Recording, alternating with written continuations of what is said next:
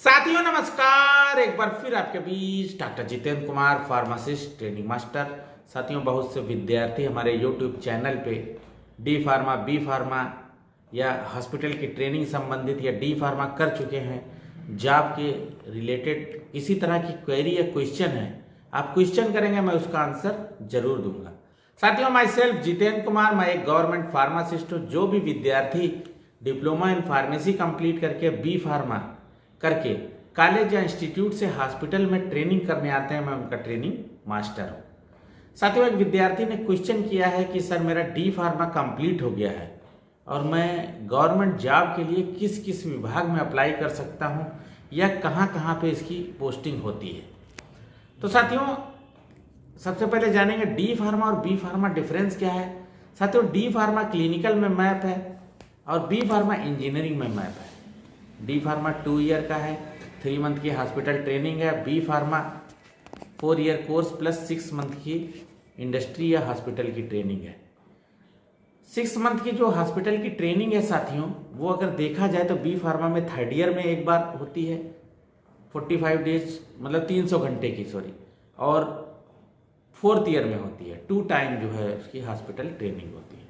उसके बाद इंडस्ट्री की भी ट्रेनिंग होती है। इसी तरह से सब मिला के 6 मंथ जो है हाउस वर्क करना रहता है, इंटर्नशिप करनी रहती है। जो बेटर इंस्टीट्यूट हैं, बड़े इंस्टीट्यूट हैं, वो जो है इस पे ज़्यादा फोकस करते हैं।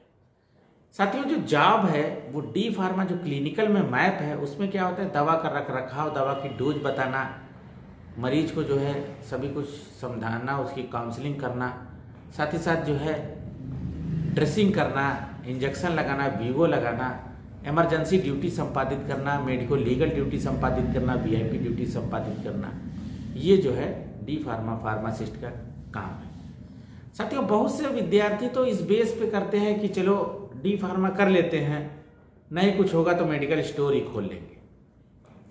साथियों, वो तो है ही है, लेकिन गवर्नमेंट जॉब अगर आप करेंगे तो सबसे बेटर होगा कि आपको समाज की सेवा करने का भी मौका मिलेगा, साथ साथ आप गजटेड अफसर कहलाएंगे, गजटेड अफसर की पोस्ट होती है। साथियों, डी फार्मा की जॉब कहाँ कहाँ निकलती है, इसके बारे में थोड़ा सा हम बताएंगे। ऑलरेडी का जो वीडियो हमने बनाया है, जैसे कि सबसे पहले तो रेलवे फार्मासिस्ट, रेलवे में है north railway, south railway, eastern railway, western railway, बहुत रेलवे है। अगर आप अपने मोबाइल पे गूगल में सर्च करेंगे लेटेस्ट जॉब फॉर फार्मासिस्ट, तो उसमें आसानी से आपको दिख जाएगा। तो रेलवे फार्मासिस्ट में साथियों क्या होता है कि अगर आप रजिस्टर्ड फार्मासिस्ट हैं और आप जो है रेलवे में एंट्रेंस निकला है, एग्ज़ाम बीट करेंगे और अगर पास हो जाएंगे तो आप सरकारी फार्मासिस्ट हो जाएंगे और आपकी केंद्र की सैलरी होगी। रेलवे का जो है सेंट्रल गवर्नमेंट के अंतर्गत आता है। साथियों, सभी स्टेट में जो है ईएसआई हॉस्पिटल होते हैं, सीएससी होती है, पीएससी होती है, एडिशनल सीएससी पीएससी होती है, जिला अस्पताल होता है, संयुक्त चिकित्सालय होते हैं, महिला जिला अस्पताल होता है, या ऑटोनॉमस बॉडी होती है, मेडिकल कॉलेज होते हैं, एम्स होते हैं, पीजीआई होते हैं। सभी में जो है फार्मासिस्ट की जॉब निकलती है, तो उसमें भी आप अप्लाई कर सकते हैं।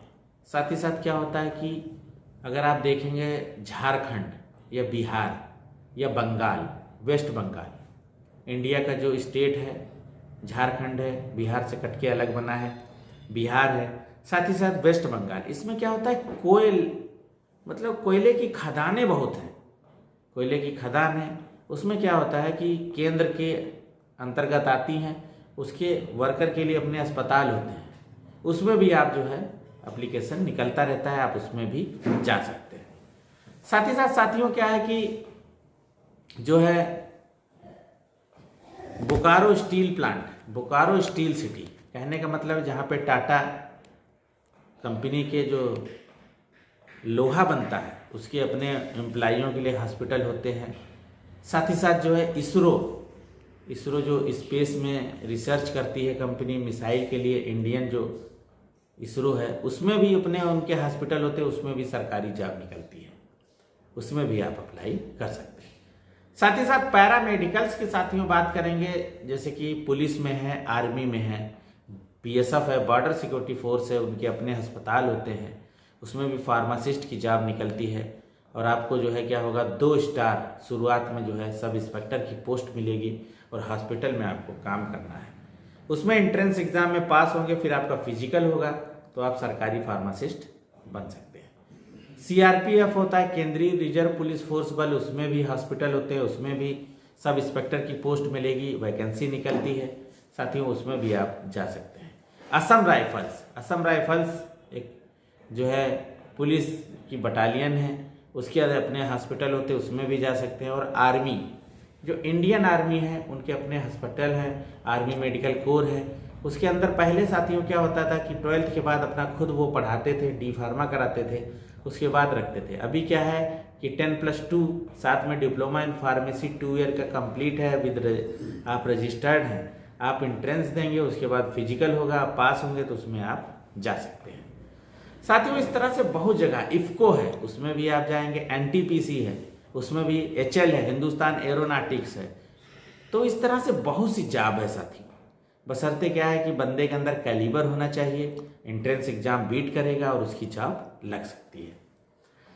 साथियों बहुत पहले ऐसा समय था, या अभी तक कह सकते हैं कि डी फार्मा करने के बाद क्या होता था, कुछ लोग ऐसे थे जो कर लेते थे, सोचते थे चलो इसको कर लेते हैं और इससे जो है किराए पे लाइसेंस उठा देंगे या मेडिकल स्टोर साइड में खोल देंगे, जो करना है करते रहेंगे।